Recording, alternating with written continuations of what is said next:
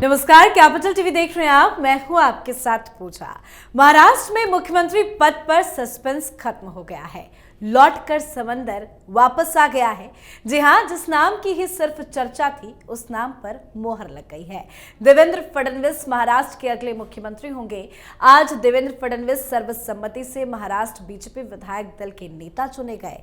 BJP विधायक दल का नेता चुने जाने के बाद देवेंद्र फडणवीस एकनाथ शिंदे और अजित पवार के साथ राज्यपाल सीपी राधाकृष्णन से मिले और सरकार बनाने का दावा भी पेश कर दिया। और कल महाराष्ट्र में शपथ समारोह भी होना है। कल शाम 5:30 बजे मुंबई के आजाद मैदान में फडणवीस मुख्यमंत्री पद की शपथ लेंगे। ऐसे में फडणवीस तीसरी बार महाराष्ट्र के मुख्यमंत्री बनने जा रहे हैं। महाराष्ट्र में अब 5 साल के मराठा राज के बाद पेशवा की पेशवाई की चलेगी, तो शपथ की तैयारियां तो जोरों पर है। पर देवेंद्र फडणवीस के सीएम बनने के पीछे की असली कहानी क्या है, आज आपको उसकी इनसाइड स्टोरी बताएंगे कि कैसे लौटकर समंदर वापस आ गया है। चर्चा के लिए मेरे साथ स्टूडियो में मौजूद हैं कैपिटल टीवी के editor in chief doctor Manish Kumar. Doctor साहब, बहुत बहुत स्वागत है आपका। धन्यवाद। आज देवेंद्र फडणवीस के नाम पे मोहर लग गई, कल वो शपथ लेंगे, लेकिन सीएम बनने के पीछे की इनसाइड स्टोरी क्या है? देखिए, he is the most deserving person. प्रधानमंत्री मोदी ने देवेंद्र फडणवीस के ऊपर भरोसा किया और ये भरोसा के ऊपर 100% वो खड़े उतरे हैं और आरएसएस का भी पूरा आशीर्वाद। शुरू करता हूं मैं लोकसभा के चुनाव से। लोकसभा के चुनाव में तो ऐसी हार हुई जिसके बारे में कोई सोच नहीं सकता कि महाराष्ट्र में इस हिसाब से भारतीय जनता पार्टी की हार होगी। अब सबका कलेजा वैसे ही बैठा हुआ था।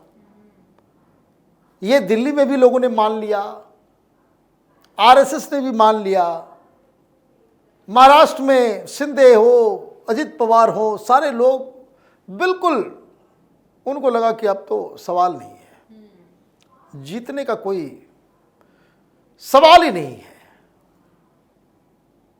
समय नजदीक आया। प्रधानमंत्री मोदी ने बस इतना किया कि देवेंद्र जी, आपको साबित करना होगा और आप ही इसको पूरा लीड करेंगे।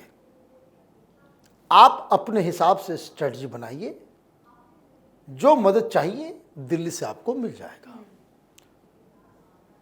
मतलब ही स्टार्टेड फ्रॉम जीरो और यहीं से देवेंद्र फडणवीस ने अपनी रणनीति बनानी शुरू की। 2 एजेंसियों को हायर किया गया जी, जिनसे ये पता किया गया कि भाई एक्चुअल ग्राउंड में सिचुएशन क्या है, तो हारे क्यों और हमारा क्या पोटेंशियल है। रिपोर्ट्स तो आ गई।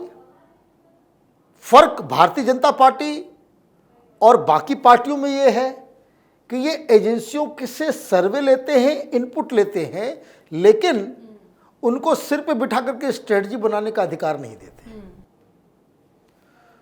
तो जो इनपुट आया उसके ऊपर देवेंद्र फडणवीस के घर अगस्त के एंड में एक बैठक होती है जिसमें आरएसएस के कुछ लोग, देवेंद्र फडणवीस भी होते हैं, भूपेंद्र यादव होते हैं और अश्विनी वैष्णव होते हैं, और एजेंसी के लोग जिन लोगों ने रिपोर्ट तैयार की, और वहीं पे स्ट्रेटजी बना। मैं आपको बता दूं, ये ईवीएम कर रहे हैं ये कांग्रेसी, ये शरद पवार, ये उद्धव ठाकरे, हालांकि कोई कंप्लेन नहीं किया अभी तक। दुनिया के आंखों के सामने देवेंद्र फडणवीस ने 12,000 बूथ पे खेल कर दिया और इनको हवा तक नहीं लगी। 12,000 बूथ में गजब खेला हुआ। ये नहीं कि ईवीएम में कुछ गया, खेल आप समझिए। और ये खेला आप समझ जाएंगे, आपको लगेगा कि क्या आदमी, इससे बेहतर आदमी तो कोई हो ही नहीं सकता, और ये क्यों डिजर्विंग है। वो मीटिंग में ही उन्होंने कहा कि हमें 12,000 बूथ के ऊपर खेल करना है। खेला कैसे हुआ, कुछ चीजें जो समझने के लिए। 1,06,000 टोटल बूथ जी। कितना? 288 सीट के ऊपर। मतलब एक कंस्टिट्यूंसी में एक सीट के ऊपर 350 से 370 बूथ जो है हर कंस्टिट्यूंसी में ऑन एवरेज मान लीजिए। 12,000 बूथ, 12,000 बूथ, मतलब इन लोगों ने 12,000 बूथ के ऊपर स्ट्रेटजी बनाना शुरू किया। तो स्ट्रेटजी कैसे बनेगी? तो इन लोगों ने तीन कैटेगरी में सीट्स को एनालाइज किया। पहले कैटेगरी वो कि जहां हम बड़ी आसानी से जीतते हैं। पिछले 3 चुनाव में बड़ी आसानी से जीत रहे हैं। यहां पे जैसे खुद उनकी सीट है, बहुत लोगों की सीट है। तो ऐसी कौन कौन सी सीट है जिसमें हमें 10%, 15% से ज़्यादा वोट मार्जिन से हम जीते और आसानी से जीतते आ रहे हैं, ऊपर नीचे नहीं हो रहा है, लगातार 3 बार से जीत रहे हैं। तो उसकी संख्या आई 69। ठीक, इस नंबर को याद रखिएगा, 69। दूसरा कैटेगरी यह था कि जहां हम कभी जीतते हैं कभी हारते हैं, और तीसरा कैटेगरी यह था कि जहां कभी हम जीतते ही नहीं। तो जहां कभी हम जीतते नहीं उसको साइड कर दिया, वो सारी सीटें गई उधर एनसीपी और उस लोगों को बांट करके।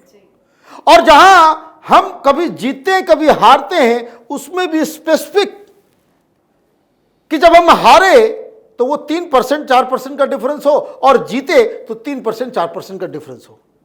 ठीक, इसको क्या कह सकते हैं कि स्विंग सीट्स, कि जो किसी की तरफ भी जा सकता है।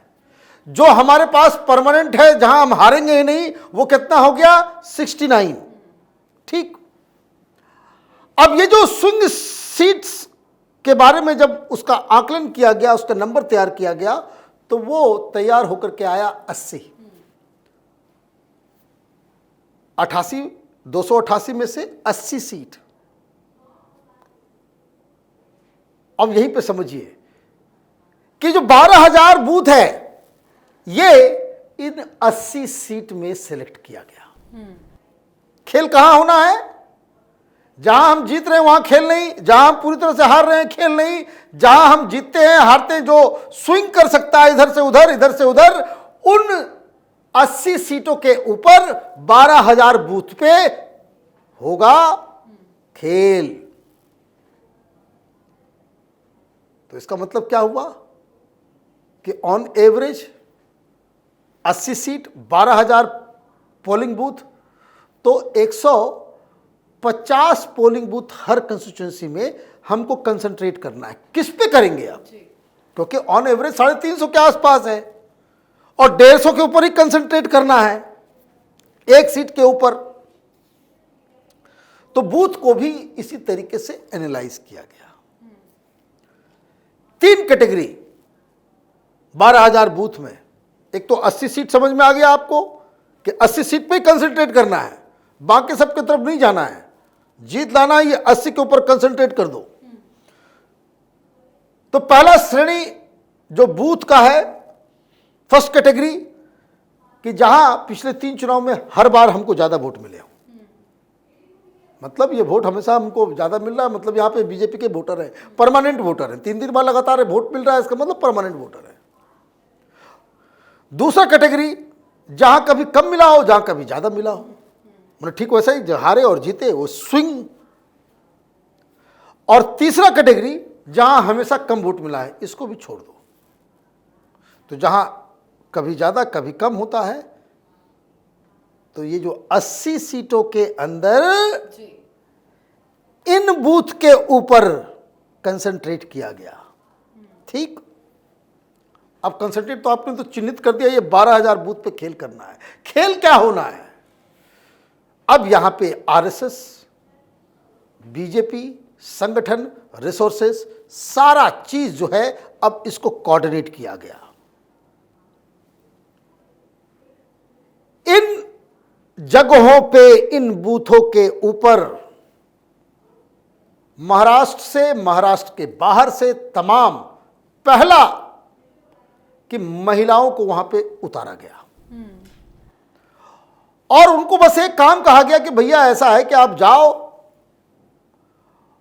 और जो लाडकी बहन योजना के जो लाभार्थी हैं उन महिलाओं से जाकर के संपर्क करो।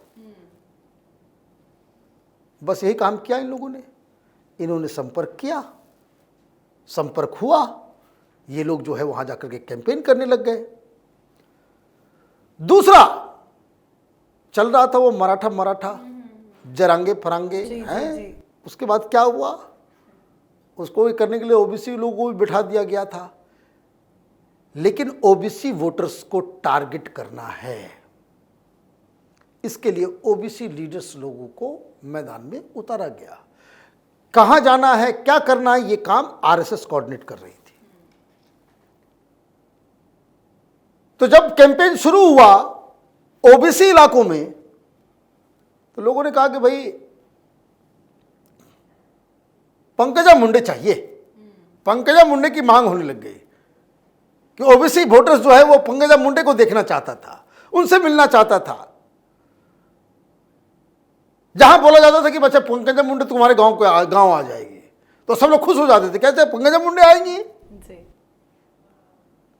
ऐसा कभी नहीं होता।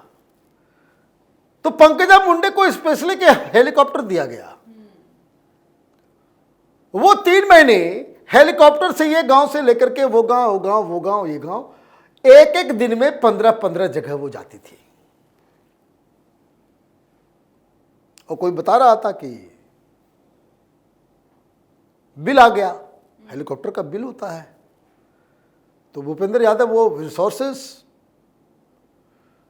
उनको बोला गया कि भाई पंकजा मुंडे का हेलीकॉप्टर का बहुत तगड़ा बिल आ रहा है, क्या करें। भूपेंद्र यादव ने कहा कि एकदम बिल्कुल शट अप, और उसको पैसे चाहिए और दो, लेकिन उसको घूमते रहना जरूरी है। That is how it clicked.